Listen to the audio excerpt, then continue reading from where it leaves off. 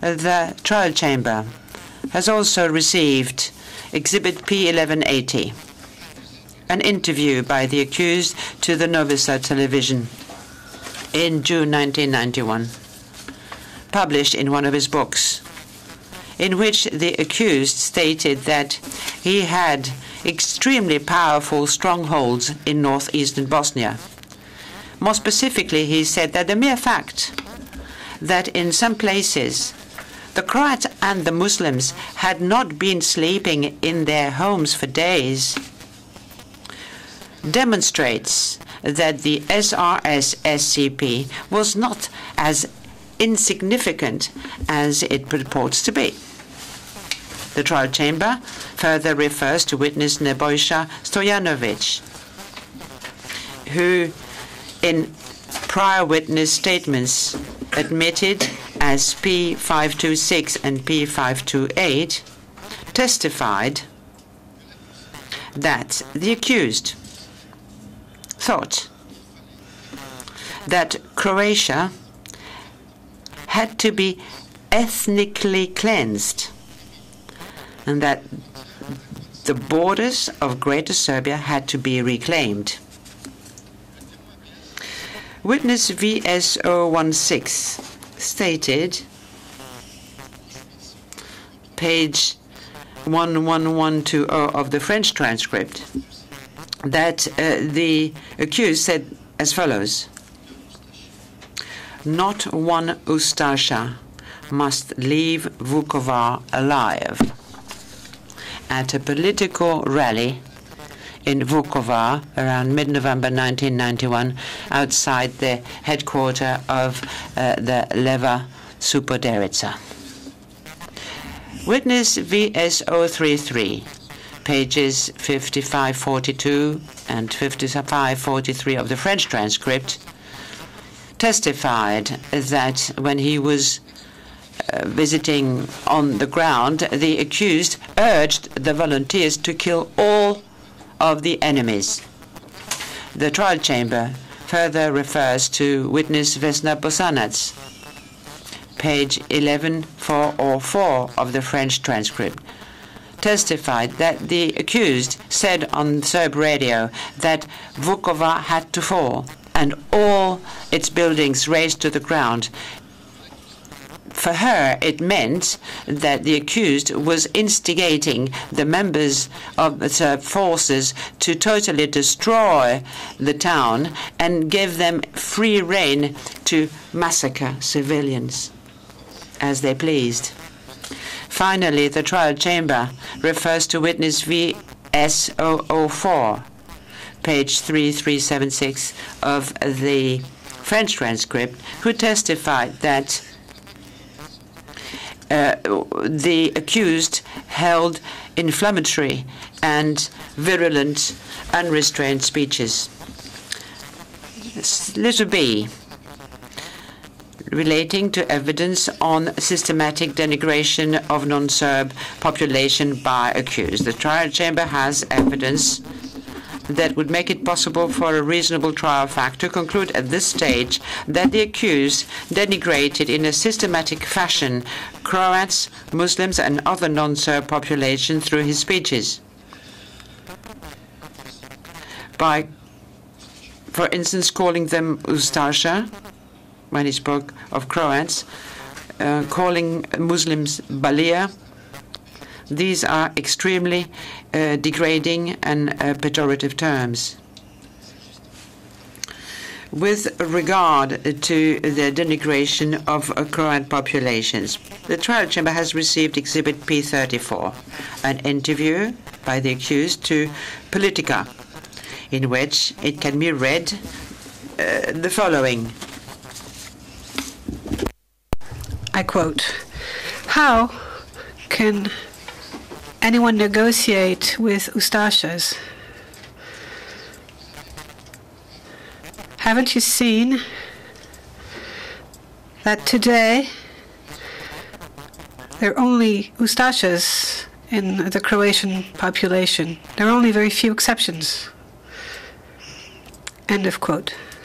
Similarly, in Exhibit P1194, the accused was stating that there were only, and I quote, 16 good Croats, 10 plus 6, 16, which had the right to stay in Serbia. The rest had to be expelled from Serbia. Trial chamber can also mention Exhibit P298. It is a Croatian television footage aired on November 7, 1991, as well as Exhibit P1201, corresponding to the transcript of an interview of the accused for the TV show Politica, broadcast on June 12, 1992. In these sequences, the accused is referring to Vukovar and Hrtovsky as Ustasha strongholds, where you can find the worst Ustashas.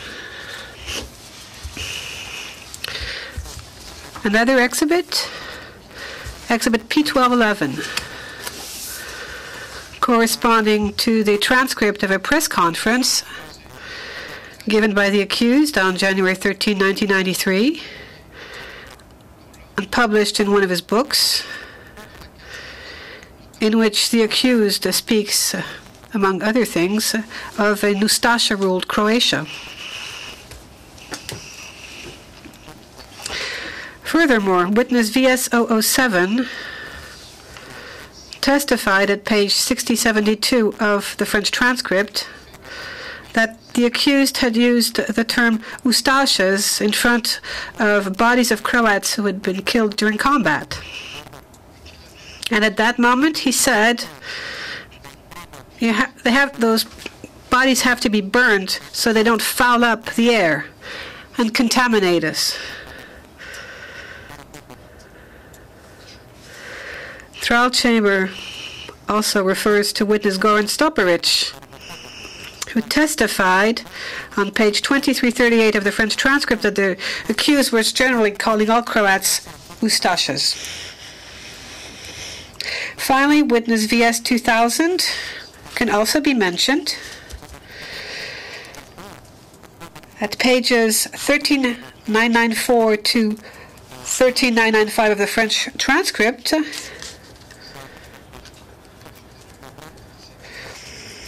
because there he mentions the call for vengeance delivered by the accused against Balias during the speech delivered in Mali Zvornik in 1992.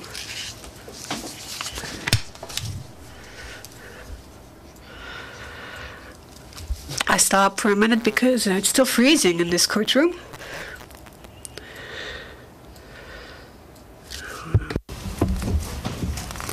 S'agissant maintenant with regards to the fact that the accused would have spread a climate of fear among the civilian population, the trial chamber has a number of pieces of evidence that could lead any reasonable trier of fact to infer at this stage that the accused, through his speech, spread a climate of fear among the civilians. For example, the trial chamber has Exhibit P153, corresponding to documents published in the daily Velika Zbirja, issue 9 of 1991, and republished in one of the accused books, as well as Exhibit P179, which is a video of a speech given by the accused in 1991, in which the accused is referring to the new Ustasha leaders in Croatia, who are once again implementing a genocidal policy aimed at the Serbs. The trial chamber can also mention Exhibit P35, corresponding to a speech made by the accused on June 4, 1991, in which he said, and I quote,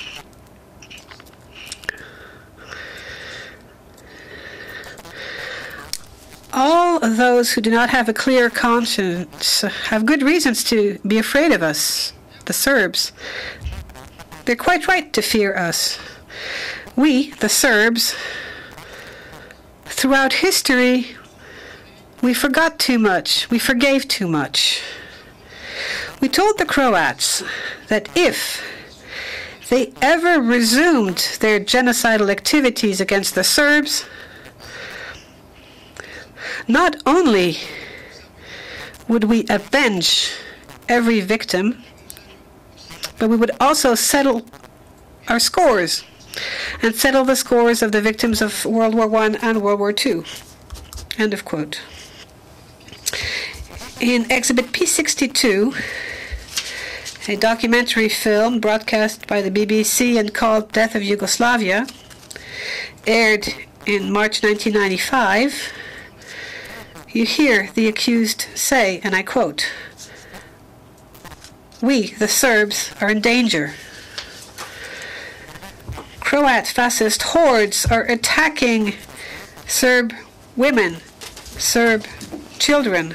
The Croat fascist hordes are planning the genocide of the Serbs." The trial chamber can also mention witness Anthony Oberschall, who testified on page 1999 of the French transcript that the terms used for propaganda do not have the same meaning and are used differently in nationalistic speeches and in normal speeches. Furthermore, he also added on page 2123 of the French transcript that the context is absolutely essential to interpret the statement. According to this witness, it might be allowed to advocate violence in a peaceful situation, but however, this is absolutely banned in a situation, in a context where civilians are being killed. The trial chamber can also mention witness VS-061. During his testimony on page 10036 of the French transcript, he said that during the speech in Hertkovsky, he heard that the accused was in favor of measures of retortions against the Croats. All this is corroborated by witness Ketica Polic, who testified at pages 11904 to 11909 of the French transcript that during the Hertkovsky speech, the accused had said that Croats and Hungarians had to leave, and that the crowd had reacted very favorably to this speech by chanting, and I quote, "We will kick you out, Ustashas." End of quote. According to this witness, non-Serb didn't even dare go to work after this speech. D.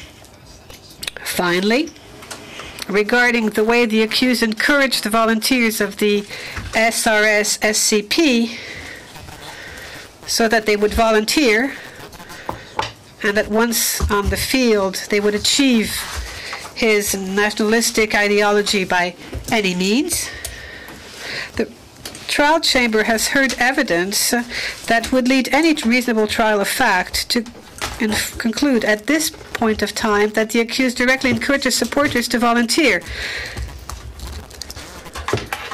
and to go and fight. By all means, to defend his nationalistic ideas and promote Greater Serbia, which could only come about through the commission of crimes, notably deportation of non-Serbs.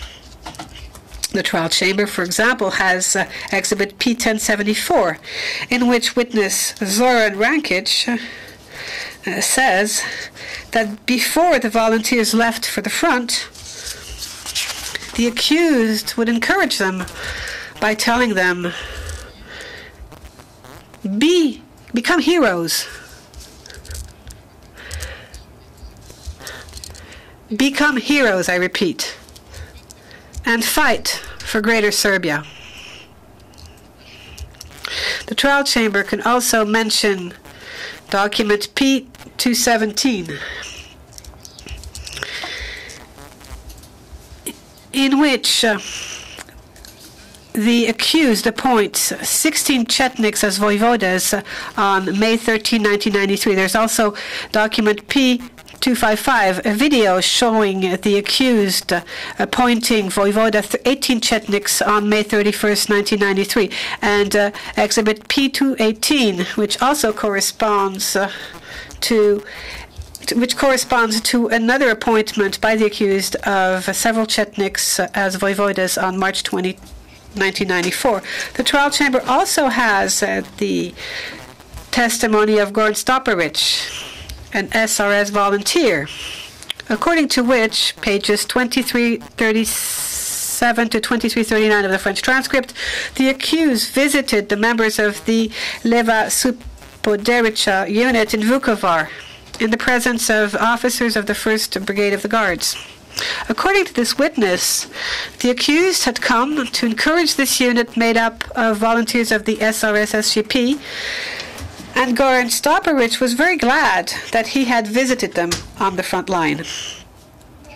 The trial chamber can also mention witness VS002, according to whom, on pages 6556 and 6557 of the French transcript, the accused was the only political leader who came to see them in Vukovar, a visit for which the fighters were extremely grateful. The trial chamber can finally mention witness Vesna Bosanec on page 11422 of the French transcript. She said that in Vukovar she heard the accused encourage soldiers, be it volunteers or members of other units, and she said that the accused was their ideological leader and that people would do what he said. 2. Regarding the second condition for instigation, relating to the awareness the accused had of the real likelihood that crimes would result from his instigation, as regards crimes referred to in counts 4, 8, 9, 10, 11, 12, 13, and 14, and relating to his criminal intent to provoke or to induce the commission of crime, regarding persecution as alleged in count 1, the trial chamber has an amount of evidence that could lead any reasonable trier of fact to conclude that the accused continued with his violent propaganda, even though, small a, he was aware of the influence he had on Serbian public opinion in general and on his supporters and volunteers of the SCP-SRS more specifically. Small b, he was aware that there was a war raging at the time and that this made his instigation extremely dangerous. Small c, he was aware that in times of war crimes are committed. Small d, he was aware or could not ignore the notorious criminal history of some of these Serbian volunteers, and therefore the very high risk that these volunteers would commit crimes of war once given weapons and with this war raging. He was fully aware of what was happening on the ground and the fact that crimes were being committed against civilian populations in the combat zones where the volunteers of the SCP-SRS were sent.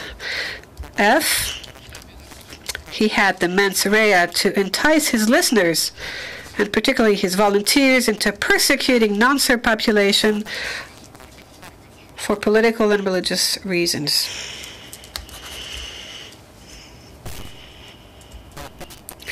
Moving to A. First, regarding the awareness the accused had of the influence he had on Serb public opinion in general,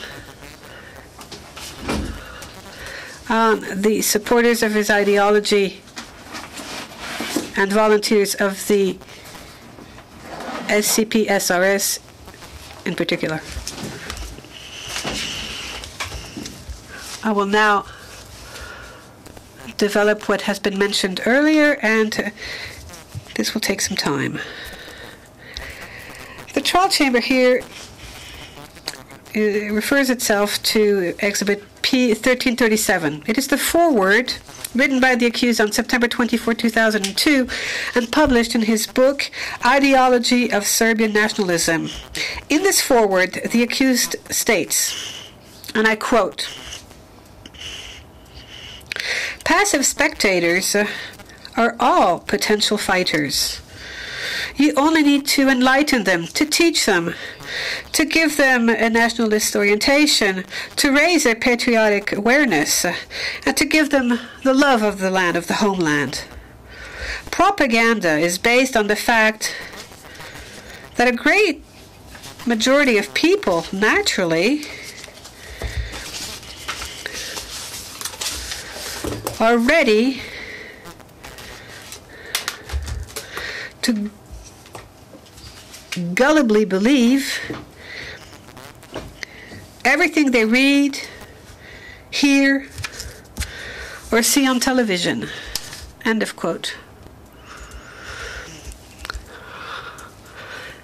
This can be found in the accused's book. In Exhibit P1264, which corresponds to articles of the daily Vilja Serbia, dated 15 August 1990, and reproduced in one of the accused's book, he says on page 25, and I quote, "We now have a very powerful weapon in our hands, the daily Velika Serbia," end of quote, which proves that the accused was well aware that the circulation of his ideology through this daily would have a very strong impact on the Serbian public opinion, and more. Gospodine predsjedavajući, Mr. President, I had to intervene here because we have an interpreter here who gives false interpretation. And this was a good time to intervene when he said that we had powerful army. You didn't say powerful army, you said powerful weapon, and that weapon was the Greater Serbia. You are bringing this interpreter on purpose, this interpreter against whom I have intervened a number of times. I have listened to everything you have been saying so far with great enjoyment, and this overjoyed me. But here I had to intervene because this is a bit too much now. Let me remind the interpreters that they have to be, I know it's a very difficult job, but they have to be as close as possible to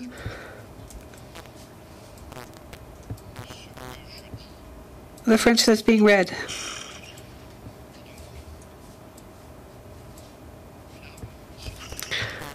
A weapon is not an army, and so forth and so on. Let me backtrack a little.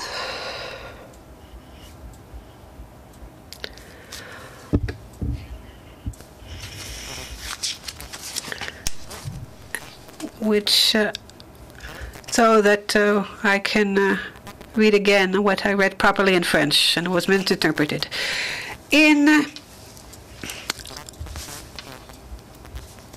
Exhibit P 1264, corresponding to articles of the daily Velika Serbia of August 15, 1990, and reproduced in one of the books of the accused says on page 25, and I quote, and I am quoting exactly what I read earlier, "We now have a powerful weapon in our hands, the daily Velika Serbia," which shows that the witness was aware that the circulation of his ideology through this daily would have a very strong impact on Serbian public opinion, and more especially on the volunteers of the SCP and later on the volunteers of the SRS. In Exhibit P 1220, there's an interview of the accused by a Japanese journalist dated May 18, 1993, and printed in one of the books of the accused, on page 2, the accused says that he has a great political influence in Bosnia, that thousands of Serbian volunteers listen to him, and that he has influence over the thousands of Serbian fighters, and that should there be any foreign military intervention, his influence would only be greater. On page 12 of the same document, P1220, the accused recognizes that his party is extremely popular and says that this explains why he is so popular, especially since he always speaks his mind, contrary to other politicians. Similarly, the video footage corresponding to items P70 and P339 illustrate the popularity of the accused and the effect his speeches used to have on his listeners in general, and notably on his volunteers. Furthermore, the trial chamber can mention witnesses Nebojša Stojanović, paragraph 6 of his preliminary statement, admitted as P527, Goran Stoparić, pages 2442 and 2443 of the French transcript, VSO 16 at pages 11120, 11171, and 11181 of the French transcript. Aleksha Ajic, page 10343 of the French transcript, or VS 061, page 9924 of the French transcript, in light of which it appears that the words uttered by the accused had a great impact on those listening and hearing these words. Now B. Judge Latanzi asked me to slow down. So, small b. Regarding the awareness of the accused as far as the fact that there was a war raging at the time. Given all the evidence already mentioned in this decision, the trial chamber will only give one example for this regarding the conflict-ridden background of these crimes.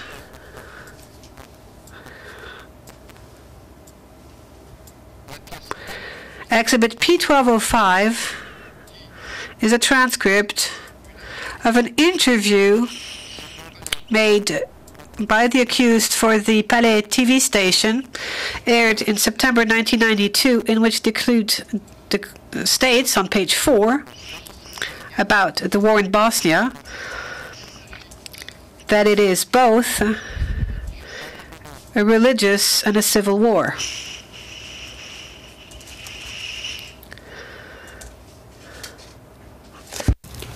Vous voulez qu'on fasse ça?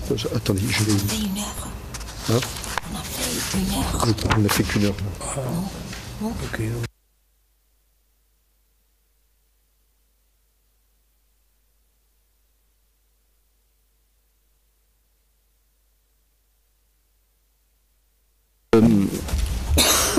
Je vais... I will now continue and we will soon have a break. Small c. Regarding the fact that the accused was aware that in times of war crimes are committed.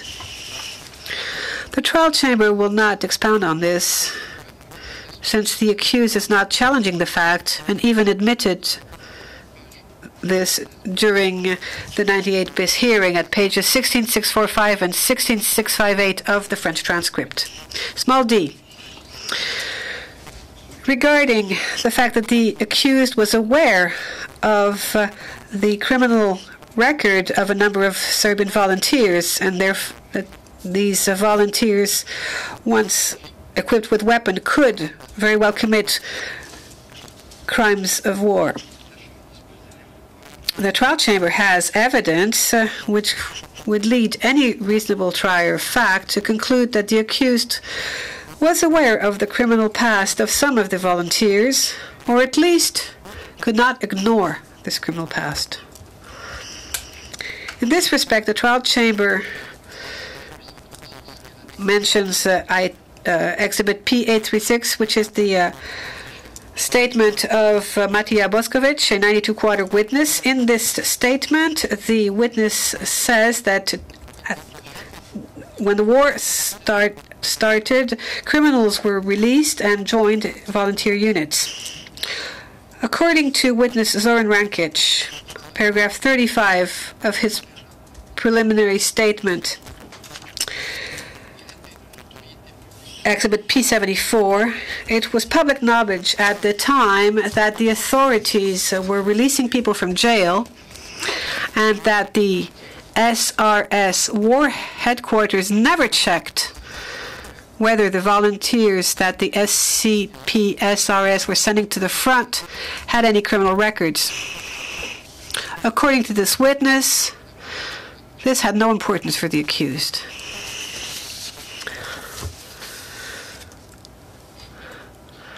We'll have our break in a minute.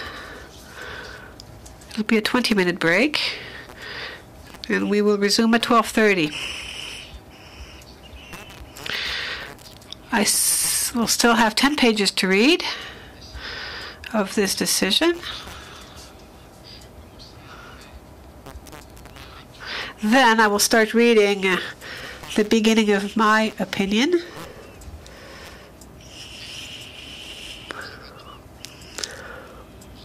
We will stop around 1:30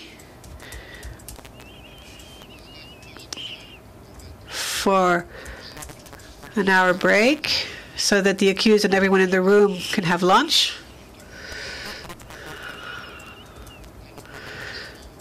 And then we can resume the reading at 2:30. Non-stop till 7, hoping to finish earlier so that my opinion can be fully read. This being said, Judge Harf just told me that in the afternoon, no, obviously he can stay. Mr. Šešelj, we're going to have a break, so please be brief. Now that you have offered me lunch, I thought that you meant it for real. So I will expect that I receive a proper lunch and not just a bagged lunch, which wouldn't be fit for a pig. And this is something that I normally receive from the detention unit. When you said lunch, I expect to receive something that you yourself would eat and everybody else here. Otherwise, you can retract your offer so that everybody knows that I will be left without lunch today. Mr. Šešelj. Mr. Šešelj, most of the time, the three judges on this bench, and I'll repeat this later, they usually sit on two trials, and usually for lunch, we just have a glass of water. So we'll have a break for 20 minutes. Right, we will do that.